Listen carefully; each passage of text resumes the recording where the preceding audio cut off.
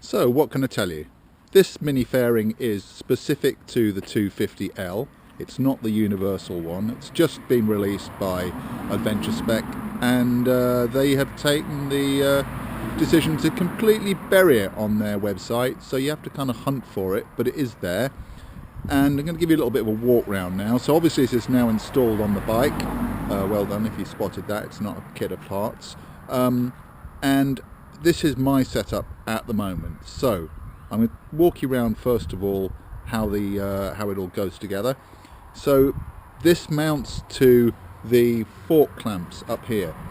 So it uses existing hardware, and you put it together kind of off the bike, and then you finally install it on the bike. Now, a couple of things to let you know here. If you haven't had your fork clamp bolts off, it's helpful to know that these are made of cheese, and not a hard cheese like a Parmesan, but a soft cheese, perhaps like a kind of Philadelphia.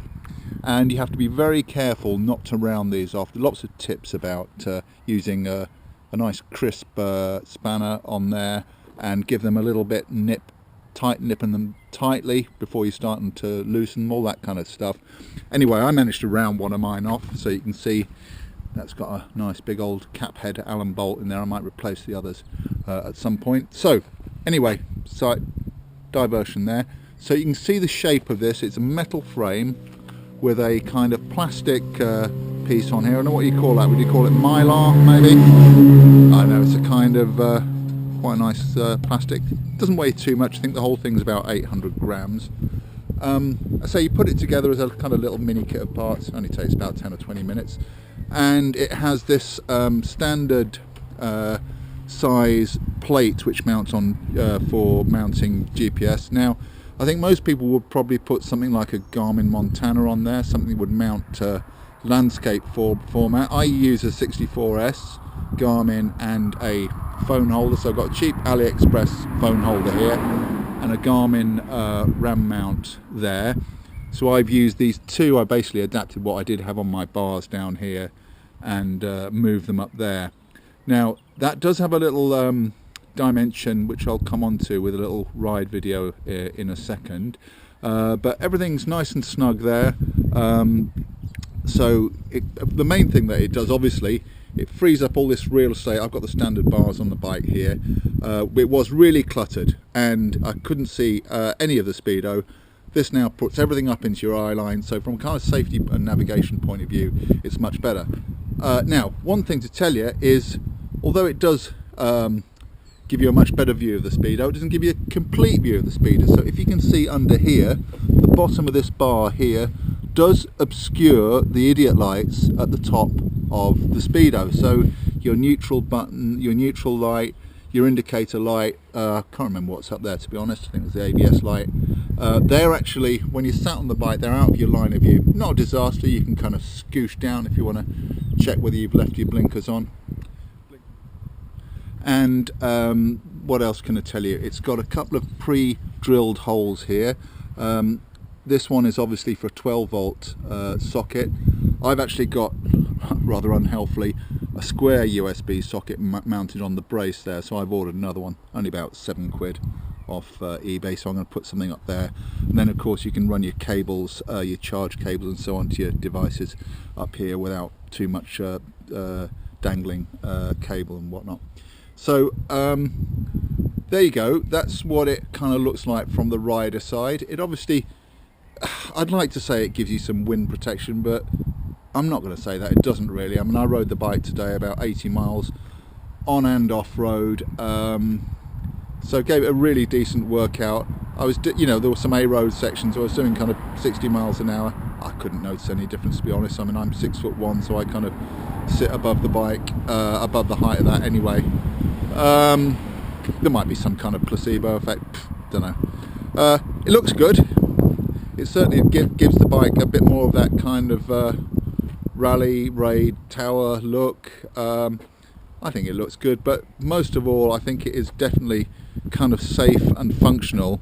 It costs about £100, which I think is quite, I wouldn't say it's cheap, but it's not, if you consider what you spend on other Farkles for your bike. I think that's not exorbitant, and it's very adaptable. You could do a lot of different things with this mount here.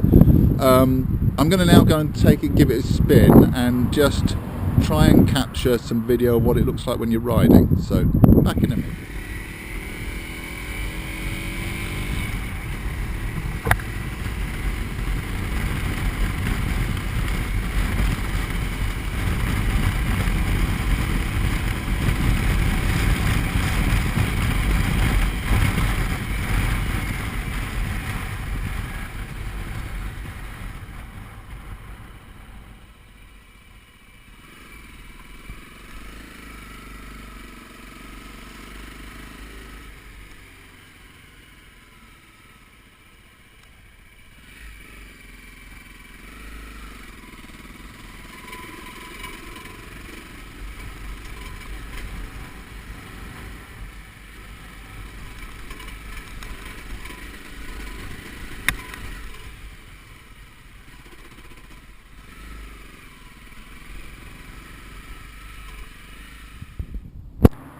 So in summary then, what can I say? On the pros, I'd say, comparatively speaking, for a bit of plastic and some welded metal and some nuts and bolts, in the world of kind of bike Farkles, it's quite cheap.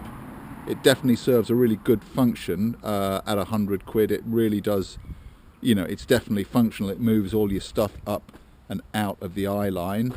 I think it, you know, it uses this standard format mounting plate, so it'll be adaptable. It'll, you know, it'll suit all your ram mounts and all that kind of stuff if you've already got that. I think it looks nice and neat. It certainly gives the bike a bit of a kind of bit more of a sort of rally raid look. Oh, come on, let's not kid ourselves. It's a CRF250. It hides that very ugly loop of cable that you get on the bike, so that's got to be a good thing. And yeah, it comes in 3 different colours. I think it's red, black and white, so if you've got one of the ubiquitous red bikes rather than the much faster and more sexually attractive black bikes, then you know, you can get one to suit. Yes, is that all the pluses? That sounds like damning it with faint praise, really. It has got this issue, which I've shown you, hopefully, that it does vibrate a little bit. I'd be fair to say that I haven't probably got the most sympathetic sort of setup here. If you had a GPS mounted in the middle, of course your angle or your propensity to vibration wouldn't be any less, but the actual effect would be lessened because it's closer to the kind of axis of movement. Is that right? Sounds like some kind of physics bollocks. And I think that you could probably jiggle this around a bit. What I would say on the vibration point is that practically over, I say, 80 odd miles this morning, that was never an issue. I never, in the sense that I never found I couldn't read the screens or navigate or anything like that. It was just initially a bit disconcerting. Maybe, you know, it's what they say in the car showrooms. Oh, they all do that, sir, don't they? So that may not really be an issue. And I think the fact that it obscures the top line of the display might be an issue for some people. I didn't really find it too much of a thing. You do wonder though if maybe Adventure Spec could have maybe just made that loop a centimetre higher. But then I accept that I'm, you know, fairly tall. Mind you have to be pretty small to sit under there, wouldn't you? Yeah, so that may or may not be an issue. But all in all, very happy. I think it's a really good add-on for the bike. So if that's your bag, enjoy. Thanks for watching.